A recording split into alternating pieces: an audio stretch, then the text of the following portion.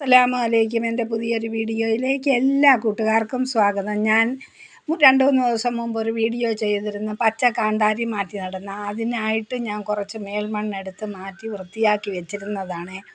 ആ മണ്ണിൽ കൂടെ ഇന്നലെ ഞാൻ ചെയ്ത വീഡിയോ ഉണ്ടല്ലോ, അതിൻ്റെ ബാലൻസ് ഞാൻ നിങ്ങൾ കാണിക്കുമെന്ന് പറഞ്ഞിരുന്നു.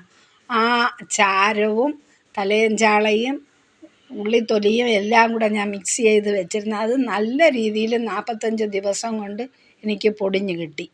ഇടയ്ക്കൊണ്ടല്ലോ, ഇടയ്ക്കൊന്ന് 2-3 ദിവസം ചെന്ന് പുളിപ്പിച്ച കഞ്ഞിവെള്ളം അതിൻ്റെ മുകളിലൊന്ന് ഇളക്കി കൊടുത്തിട്ട് തളിച്ചു കൊടുക്കണം. പെട്ടെന്ന് എന്ന് വെച്ച് കൂടുതൽ എടുത്തൊഴിക്കരുത്.